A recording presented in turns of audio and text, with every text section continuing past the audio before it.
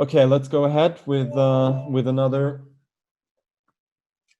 3-minute game against Ladi from Austria. Okay, no more Anglo-Scandinavian. We'll go for a symmetrical English instead, of all things. Yeah, lots of decent setups here. Which one should I choose? Okay, let's go for the modern line. Bishop f5. The idea here is you want to provoke e4, then you go bishop g4, and you're pretty happy with the weakness that has been created on d4. And otherwise, you go for bishop queen d7 and bishop h3, trying to leave yourself with a fianchetto bishop against a non-fianchetto bishop. Maybe d5 or bishop takes a3, h3 followed by d5 was interesting for him there. Knight d5 seems a bit soft. I don't really know what the plan was there. Going h5, intending to go h4 possibly, but also I just think h5, h4 could be a good inclusion for me. Now I don't know exactly why. It was just that my intuition told me that. Why intuition? Why did you tell me that? The intuition doesn't know. Okay, we'll develop normally. d5 I think now is logical. I may go knight a5 then, followed by b5, also knight e5. Either way, I'm doing fine, but probably not more than that. If given the chance here, I may take on d4 and then go d5. Or actually after p3, now I can go d5 immediately. Because of the pin on his rook, there was no reason to shy away from that.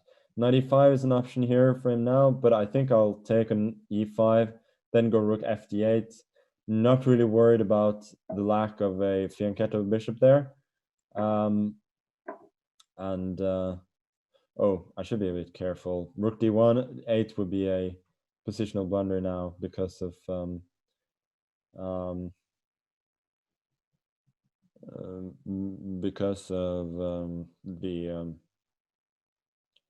because of his possibility of going for d5 immediately. Now I'm not so worried about d5 though, because I have bishop takes b2 followed by knight a5.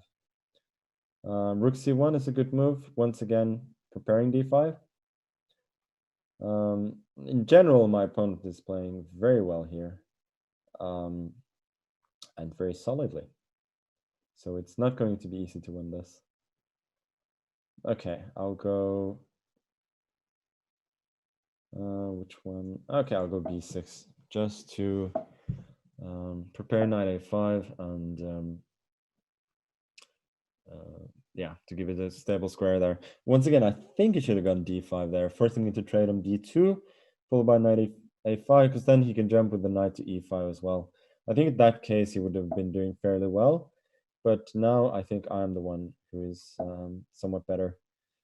And queen a4 is really, really annoying to meet because I'm attacking both a2 and c4. And in case he goes c5, which is the most logical move in my opinion, then I'll take on a2, and my queen will find a very nice home on d5 later on, consolidating everything.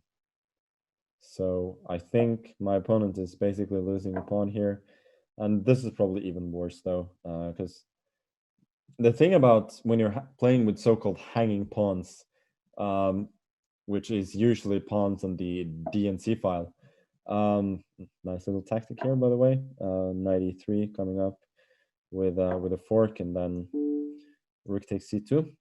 The thing about these hanging pawns is that they're very strong together because they control a lot of squares.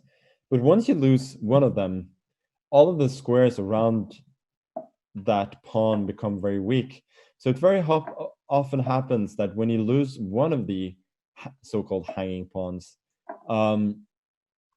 you're going to lose both. And that is why sometimes it's good to have hanging pawns rather than an isolated pawn, um, because you control more squares, and that is often a choice you get between hanging pawns and an isolated pawn. But also, it means that with an isolated pawn, you only have one pawn to lose in the center, and often that can be you can gain some squares from losing that pawn. But when you lose one of the hanging pawns, often your opponent is the one who gains a lot of squares. So it's always an interesting discussion there.